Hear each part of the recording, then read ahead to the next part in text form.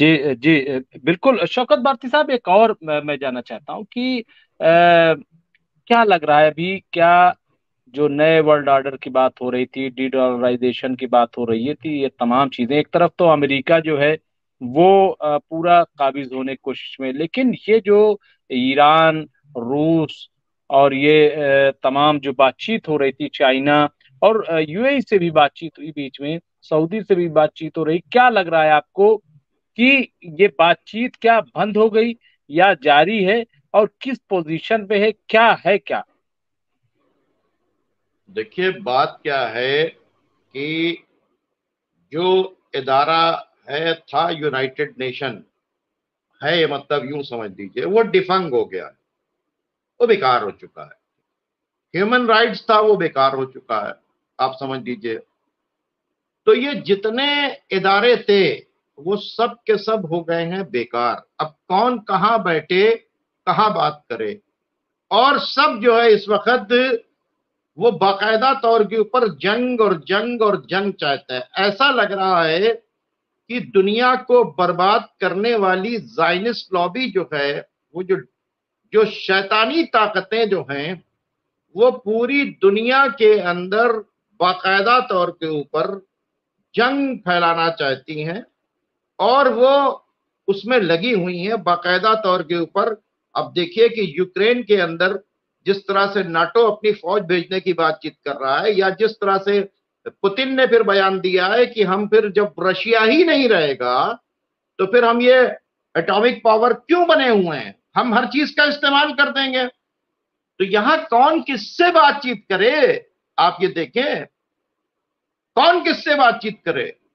और इसका सबसे बड़ा कसूरवार जो है वो अमेरिका है।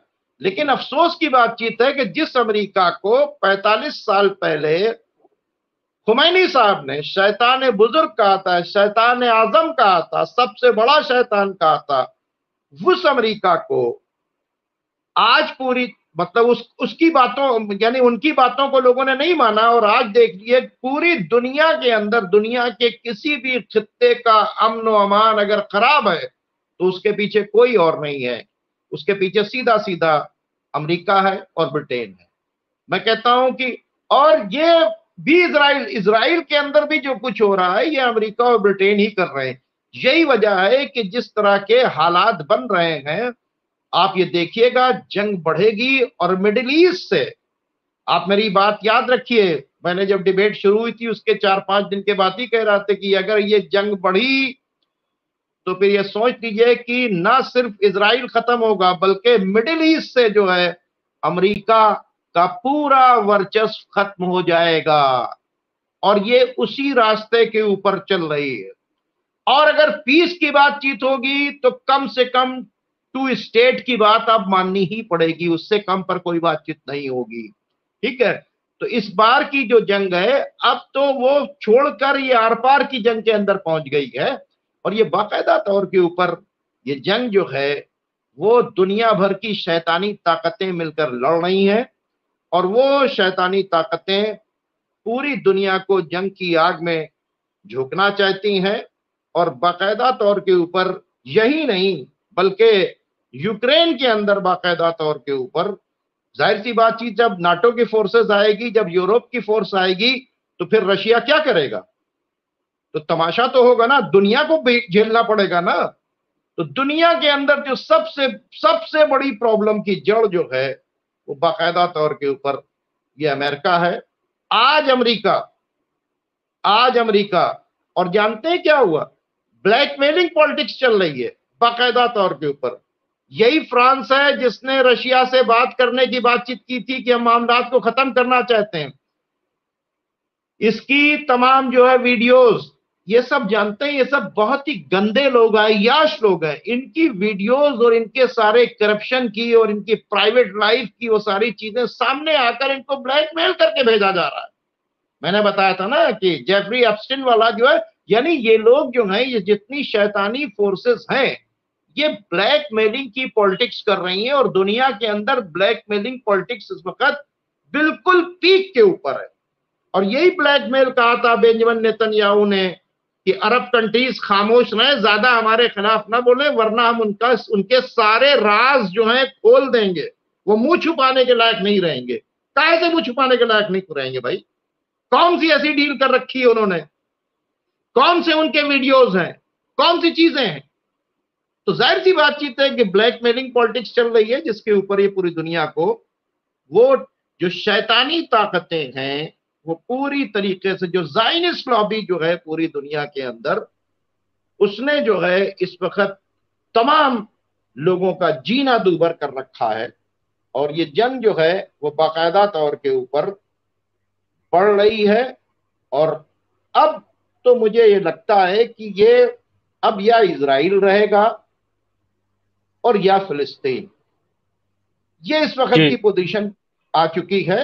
लेकिन ये याद रखें, मैं आपको फिर बता रहा हूं कि इजराइल भी मिटेगा और मिडिल ईस्ट से अमेरिका का वर्चस्व भी खत्म होगा। जिस तरह की वॉर प्रैक्टिस हो रही है, जिस तरह से जो मिलिट्री ड्रिल चल रही है, जिस तरह के इन्होंने यहाँ के ऊपर अपने अपने जो है वॉरशिप और तमाम एक से एक हथियार यहाँ के ऊपर जो डिस्प्ले हो रहे हैं, जो चाइना की, रशिया की और क्या नाम है, ईरान की ड्रिल चल रही है, वो वो सिग्नल जो है वो बहुत जबरदस्त है। जरा सा भी मामला जो है मिडिल ईस्ट को, हाइपरसोनिक का टेस्ट करना, हाइपरसोनिक के मतलब जो है 10,000 किलोमीटर, फिर यमन किसी की तरफ रहेगा नहीं। यमन ऐसे थोड़ी है, यमन के पीछे लोग हैं, तभी उनको हाइपरसोनिक मिसाइल पहुंचाई है या उनसे बनवाई है, जो भी किया है वहां के ऊपर। तो जाहिर सी बातचीत है, उन्होंने सिग्नल दे दिया हाइपरसोनिक को फायर करने के बाद कि देख लो हमारे पास ये है, तुम ये मत सोचना। तो अभी भी ये लोग अपने हथियार को आज डिस्प्ले करके अमेरिका को बता रहे हैं, बाकायदा तौर के ऊपर हैकिंग बाकायदा तौर के ऊपर चल रही है। ब्रिटेन का जो डिफेंस मिनिस्टर जा रहा था, उसके प्लेन को कुछ देर के लिए हाईजैक करके आधे घंटे के लिए उसको बिल्कुल पंगु बना के बता दिया था रशिया वगैरह ने कि, या अमेरिका के अंदर बाकायदा तौर के ऊपर उनका इंटरनेट और सारी चीजें जैम करके बता दिया है कि हम कम नहीं हैं। इन लोगों ने मैसेज दे दिया है ताकि जंग मत करो, जंग मत करो। आप देखें, एक तरफ वो लोग हैं जो जंग को बढ़ाने से रोकना चाहते हैं और एक तरफ वो है जो जंग को बढ़ाना चाहते हैं। तो जाहिर सी बातचीत है, अमेरिका के साथ जो लोग खड़े हुए हैं वो जंग को बढ़ाना चाहते हैं। वो अमेरिका, यूरोप, ब्रिटेन सब एक साथ खड़ा हुआ, जर्मन, फ्रांस सब पूरी तरीके से नाटो ये जंग को बढ़ाना चाहता है। लेकिन रशिया है, चाइना है, ईरान है, ये लोग जो है जंग को रोकना चाहते हैं कि जंग ना हो। लेकिन जब जंग होगी तो ये पीछे नहीं हटेंगे, इसलिए ये अपने सारी पावर्स का डिस्प्ले कर रहे हैं। जी बिल्कुल शौकत भारती साहब, एक चीज और बस चूंकि टाइम तो हो ही गया है, लेकिन जो अब ये कहा जा रहा है कि बड़े असलहों का इस्तेमाल होगा, हाँ, अब जो है तो इसका मतलब ये है कि जंग तो बढ़ेगी। दूसरे ये कि अभी भुखमरी का जो आलम है, क्या कहीं से कुछ जा रहा है, कहीं से कोई लोग भेज रहे हैं, क्या उन तक खाना पानी का क्या मतलब क्या इस वक्त सूरत हाल है? दो चीजों पे शॉर्ट में अगर आप दे दें, क्योंकि टाइम हो गया है। और मजहर रिजवी साहब हैं, सैयद जौहर साहब, कई लोगों ने, जयदीप सिंह बुंदेला हैं, कई लोगों ने जो है वो सवाल किए, लेकिन जाहिर है कि सारे सवाल नहीं ले पाएंगे। लेकिन ये जो हम जानना चाहते हैं कि बड़े असलहों का इस्तेमाल, जैसा कि हाइपरसोनिक का जिक्र किया, या और क्या क्या बड़े है क्या? बड़े असलहों का इस्तेमाल खुद इस बात का इंडिकेशन है कि जो लोग इसराइल को सपोर्ट कर रहे हैं वो समझ लें। देखिए, दो चीजें हैं, एक बड़े असलहों का इस्तेमाल और दूसरे सीज फायर की बात। ये दोनों चीजें जो हो रही हैं ये इसी वास्ते हो रही हैं कि किसी तरह से जंग रोक दी जाए। जाहिर सी बातचीत है कि यमन हाइपरसोनिक मिसाइल बनाएगा नहीं, ठीक है, यमन के पास पहुंचाकर वहां असेंबल्ड करवाई गई है, या यमन को वो टेक्नोलॉजी रशिया ने दी, या वो यमन को वो टेक्नोलॉजी चाइना ने दी, या यमन को वो टेक्नोलॉजी इन्होंने दी, क्या नाम है आपके, ईरान ने दी। तो जाहिर सी बातचीत है कि आजकल तो जाहिर वो लोग क्यों टेक्नोलॉजी दे रहे हैं? उन्होंने ये बताया कि देखिए वो एक मैसेज दे रहे हैं कि हमने जो हाइपरसोनिक, अभी हाइपरसोनिक चलेगा तो इसका क्या हशर होगा आप सोच सकते हैं क्या हशर होगा। तो ये भी हो सकता है कि जंग बढ़े तो इसराइल का जो एटम बम है वो अमेरिका इस्तेमाल करे, अमेरिकन फोर्सेस वहां के ऊपर हैं। तो देखिए हालात तो बहुत ही खराब है इस वक्त मिडिल ईस्ट के, आप मतलब बहुत ही खराब है। तो ये जो बड़े हथियार का इस्तेमाल करना, ठीक है, या जिस तरह के में अभी हसन नसरुल्लाह साहब का स्टेटमेंट था बहुत जबरदस्त कि हमारे पास ऐसे हथियार हैं, हाँ, कि जिस वक्त हम उसका इस्तेमाल करेंगे तो जलजला आ जाएगा वहां के ऊपर। कहा आप बताइए, ये हाइपरसोनिक मिसाइल जो है अगर जो है इसराइल का जो एटॉमिक प्लांट है उसके ऊपर मार देंगे तो क्या रोक पाएगा, कौन रोकेगा उसको। हाँ?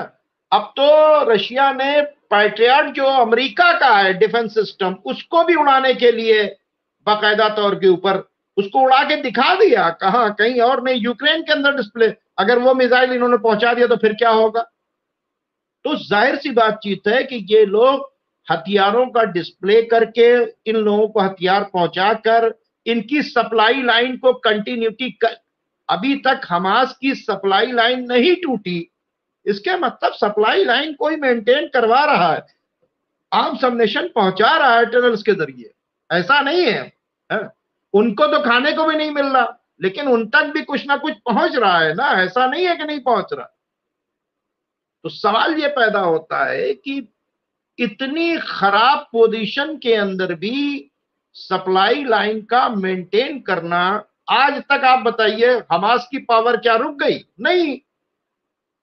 हिजबुल्लाह की पावर रुक गई? नहीं, बढ़ती चली जा रही है। हौती की क्या, यानी धीरे धीरे वो एक से एक हथियार का इस्तेमाल कर रहे हैं। ये खुद एक बहुत बड़ा सिग्नल है कि इसका जो नेटवर्क बना हुआ है, सप्लाई चेन टूटी उटी नहीं है। तुम्हारे 4 महीने से तो खड़े हुए वॉरशिप समंदर के अंदर, तुम तो सबसे ज्यादा जो है अपने बड़े बड़े ड्रोन से निगरानी रख रहे हो, कैसे पहुंच रहा है। ये सारी चीजें पहुंचना खुद इस बात का है कि जो लोग पीछे हैं इस जंग के वो अपनी पूरी तरीके से उन्होंने दिखा दिया अमेरिका को और यूरोप को और सबको दिखा दिया कि हम अभी इन छोटे ग्रुप से तुम्हारे साथ में क्या हशर करेंगे तुम्हारा, तो ये देख लो। और अब भी बेहतर ये है कि सीज फायर करो, सब यही चाहते हैं कि सीज फायर हो जाए। ये तमाम लोग जो किसी भी क्या नाम है रेजिस्टेंस ग्रुप को सपोर्ट कर रहे हैं, चाहे हमास को, चाहे हिजबुल्लाह को, चाहे हौती को, किसी को भी वो सपोर्ट कर रहे हैं, वो सिर्फ ये चाहते हैं, सबकी डिमांड क्या है, गजा में रोको, वहां से हटाओ। जब टेबल पर आते हैं तब भी कहते हैं यहां से मिलिट्री ले जाओ, कैप्टिव छोड़ो, एक्सचेंज और परमानेंट सीज फायर करो। तो ये जो सारी चीजें खुद बता रही हैं, एक तरफ वो ग्रुप है जो परमानेंट सीज फायर चाहता है, जो जंग नहीं चाहता है, जो जंग मजबूरी में कर रहा है, एक वो किसी भी बहाने से जंग को बढ़ा रहा है, मैसेकर कर रहा है, कत्ल गारत करी कर रहा है, उसको ना यूनाइटेड नेशन की परवाह है, ना इंटरनेशनल कोर्ट ऑफ जस्टिस की, ना क्रिमिनल कोर्ट की, उसको कोई परवाह नहीं है, वो जो चाह रहा है वो कर रहा है। लेकिन अब उसको, और उसको पूरी तरीके से अमेरिका सपोर्ट करके हर जगह से बता रहा है, यूरोप पूरी तरीके से सपोर्ट करके आर्म सबमिशन दे के हम पूरी तरीके से लगे हुए हैं। अभी उन्होंने सिग्नल भी दे दिया कि ठीक है आप रफा पर भी ऑपरेशन कर देते। बाइडेन का यह सिग्नल देना खुद इस बात का सबूत है। लेकिन रफा के ऊपर ऑपरेशन, वो भी रमजान के महीने के अंदर, ये बहुत बड़ा गुल खिलाएगा, अभी आप देख लीजिएगा, करने दीजिए इनको ऑपरेशन।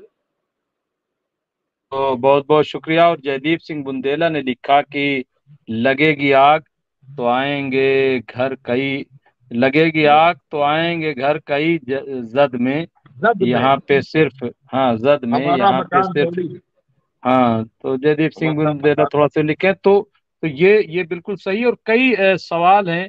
और अभी एक साहब ने ये भी लिखा कि रूस, वो अमेरिका जो है वो यूएनओ जा रहा है। यूनुस साहब ने लिखा है कि वो प्रपोजल लेके सीज फायर का। तो मेरे ख्याल से ये इसमें कहीं कोई सदाकत नहीं है, या कोई ऐसी खबर है? सीज फायर तो ये खुद ही नहीं कर रहा। वही तो ये खैर। तो इसीलिए बहरहाल बहुत बहुत शुक्रिया शौकत भारती साहब, टाइम भी हो गया, चूंकि 45 जी मिनट जी। का वादा था लेकिन ज्यादा हो गया। तो तमाम लोगों को बहुत बहुत शुक्रिया, और जो सवाल आज रह गए हैं मैं इंशाल्लाह वो सवाल कल जरूर लूंगा। बहुत बहुत शुक्रिया। जी, चलो जी, शुक्रिया।